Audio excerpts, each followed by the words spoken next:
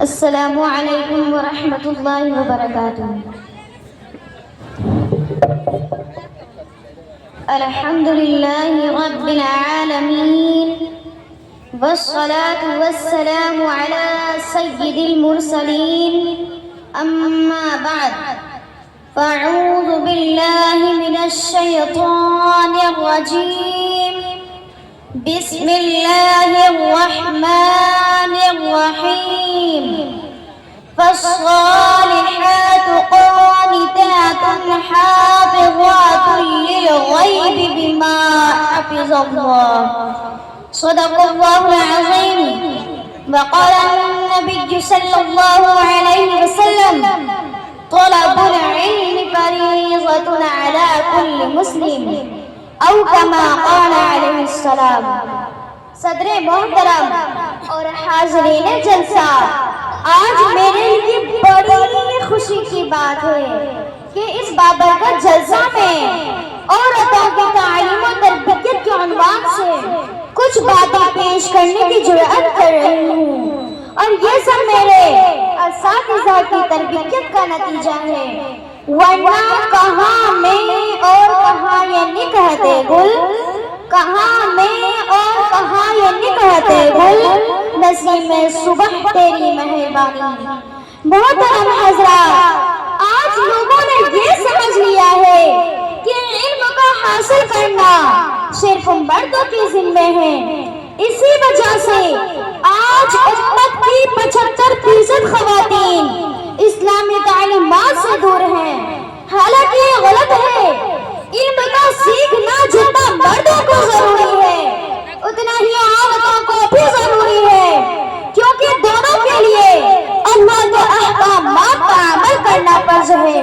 لیکن افسوس کی بات یہ ہے کہ آج خواتین ناچ گانے سنیما اور محفلوں میں خوب دھوم دھام سے جاتی ہیں، اور یہ بالکل کھلی ہوئی بربادی ہے۔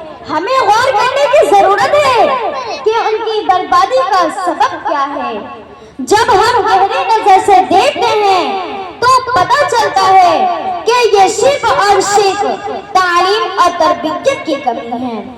محترم حضرات، علم دین کا حاصل کرنا جہاں مردوں پر لازم ہے، وہیں عورتوں پر بھی یہ ذمہ داری ہے کہ دین کا علم حاصل کریں۔ اسی لیے آپ صلی اللہ علیہ وسلم نے فرمایا: طلب العلم فریضۃ علی کل مسلم، کہ علم دین کا حاصل کرنا ہر مسلمان پر فرض ہے، اور مسلمان میں مسلم عورت بھی شامل ہے، اور عورتوں کو تو اس لیے بھی ضروری ہے کہ اولاد اور بچوں کی تربیت کا دار و مدار عورت اور ماں کی تعلیم اور تربیت پہ زیادہ ہے۔ جب ماں علم کی زینت سے مزین ہوگی تو بچہ اس کی تربیت سے ایک مثالی مسلمان بن سکتا ہے، حافظ قرآن بن سکتا ہے، خادم اسلام بن سکتا ہے، دین و شریعت کا حامل بن سکتا ہے، اور اسلام کا حامی و مددگار بن سکتا ہے۔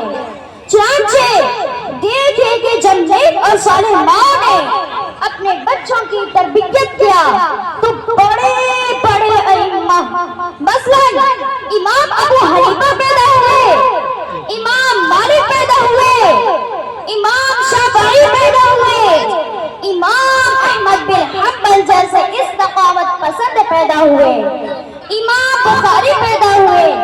اسی طرح اس آخری دور میں مولانا رشید احمد گنگوہی جیسا فقیہ النفس، اشرف علی تھانوی جیسا حکیم الامت، حضرت شیخ زکریا جیسا محدث عصر، اور حضرت قاری سید صدیق احمد صاحب باندوی جیسا پیکر اخلاص اور سادگی پسند عارف باللہ عالم دین رحیم اللہ، اور اسی طرح خادم القرآن حضرت بستانوی جیسا عظیم انسان انہی ماں کے دینی تعلیم و تربیت سے بڑے مقام پر پہنچے ہیں، اور یہ سب ان ماں کا امت پر احسان عظیم ہے جن کی زندگیاں اللہ کے احکام اور نبی کی شریعت پر قائم و دائم رہ کر گزری ہیں۔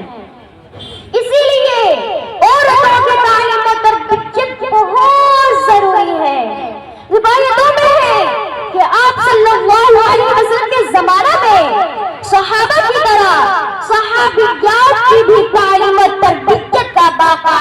انتظام تھا۔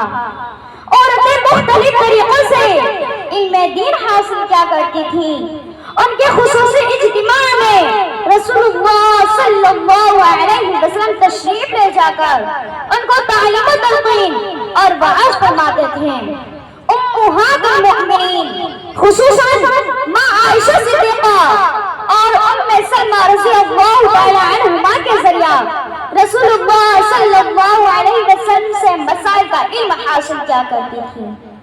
یہی وجہ ہے کہ صحابہ کی طرح صحابیات میں بھی محدثہ، فقیہ، عالمہ، فاضلہ، مفتیہ اور کاتبہ ہوتی تھی۔ چنانچہ ام سلمہ رضی اللہ تعالی عنہا فقیہ و مفتیہ تھی۔ ام المؤمنین حضرت عائشہ صدیقہ رضی اللہ تعالی عنہا محدثہ اور فقیہۃ الامت تھی، جن کے بارے میں خود حضور صلی اللہ علیہ وسلم کا فرمان ہے کہ میری وحی کا نصف علم میرے صحابہ سے اور میری وحی کا نصف علم عائشہ سے سیکھو۔ دوستو، یہ تو دینی علم کی بات ہوئی۔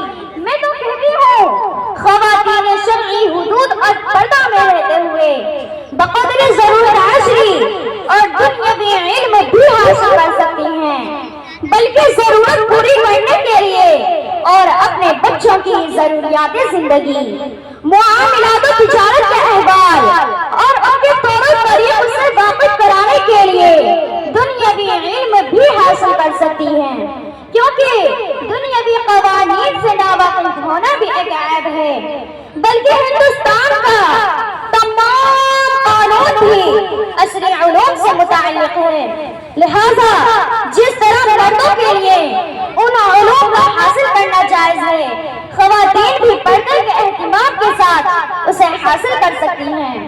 دعا کریں کہ ہماری قوم کی بیٹیوں کو بھی نیک اور دیندار مائیں بنائیں۔